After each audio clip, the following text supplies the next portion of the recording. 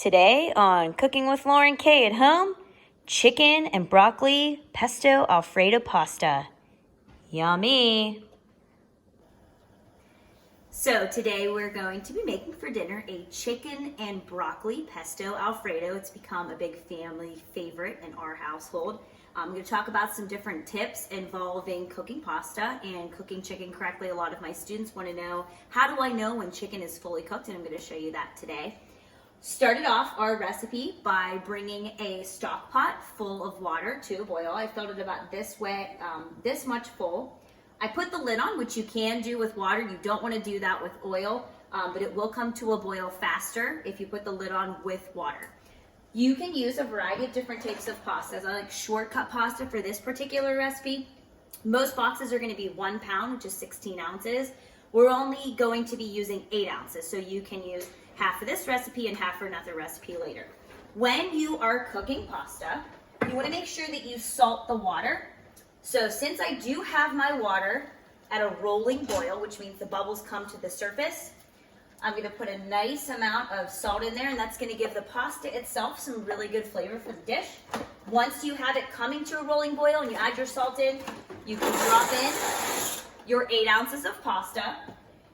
I like to give it a little stir. You don't need to add any olive oil or anything like that to prevent sticking. I just like to stir it every now and then, maybe every minute or two.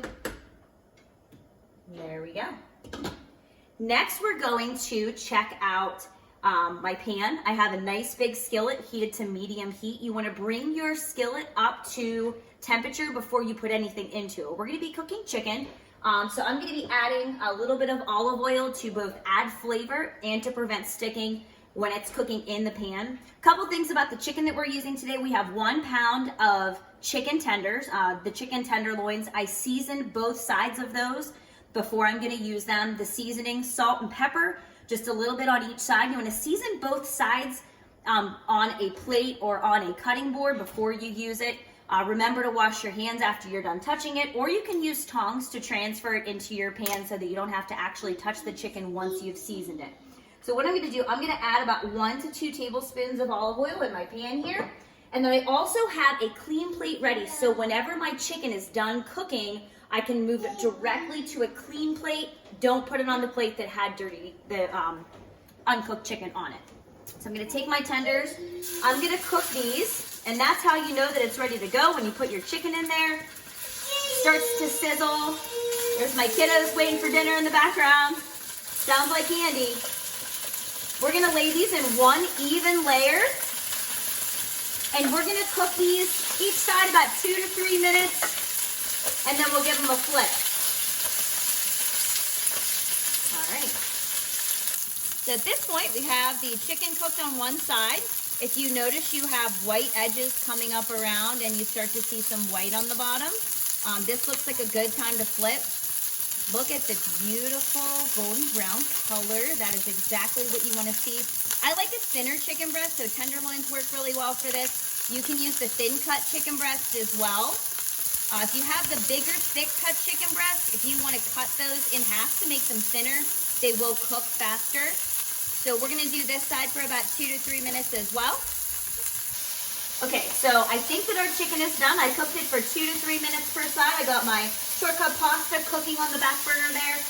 Now it's time to decide, is our chicken ready to transfer to our clean plate? So one thing that I like to do for these smaller pieces of chicken, I like to take one piece, usually my thickest piece. I'm going to take a knife on that plate. Don't try to cut on your pan. You're going to tear up the finish of your pan.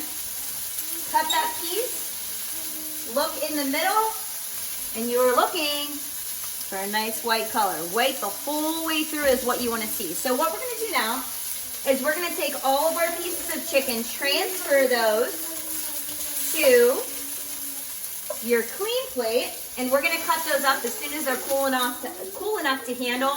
About 1-inch pieces, so they kind of match the size of your shortcut pasta. And in the same skillet, I'm going to add about 1 more tablespoon of olive oil, and we're going to put what was previously 2 cups of broccoli. My very hungry husband, who is my cameraman right now, was snacking on the broccoli here and there. So 2 cups of broccoli, or about 1 crown of broccoli. We're going to stick that down into our skillet. I'm going to give that a stir. We're going to cook this covered for about 3 minutes or so until the broccoli gets soft. I'm going to give my pasta a check, and what you're looking for, sorry, my timer's going off here. What you're looking for with your pasta, once you think it's done, is to take a piece.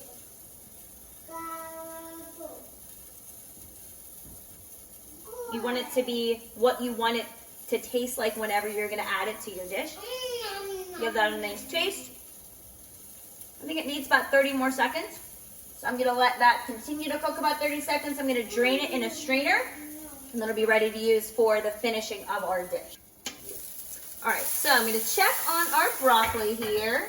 What you are looking for is your broccoli to kind of have some browning on it. Looks nice and tender, nice and bright green is that look that you're going for. We're going to add to this. I chopped up our chicken. Nice small pieces there to match the size of your broccoli and the size of your pasta. I'm gonna add my chicken back into the pan, and then we're gonna build our sauce. So our sauce is going to be about 3/4 of a cup or half a jar of the Alfredo sauce of your choice. I like the Newman's Own roasted garlic, but you can use whatever you'd like. So we're gonna pour that in there. I think the first time that I did this, I used a cup, but I saved the other half of a jar to make it again the following week, so you can do that. And then we're gonna do about a half a cup of this pesto. You can use jarred pesto, any kind works. I like the Delalo brand, but I've used Prego and other types as well. Barilla makes a good one. So we're gonna do a half a cup of our pesto sauce, 3/4 to 1 cup of Alfredo sauce. Give that a nice stir. And one thing that I recommend you do is that when you're making pasta, I like to take a cup of water, dip it into that pasta water, and reserve it so that if you want to thin out your sauce, you can. So if it's kind of thick, you want to thin it out, you want the sauce to go a little bit farther, you can do that. But you have to do it before you drain it. So I do have my pasta from my strainer here. Toss that in. Gonna get that all covered.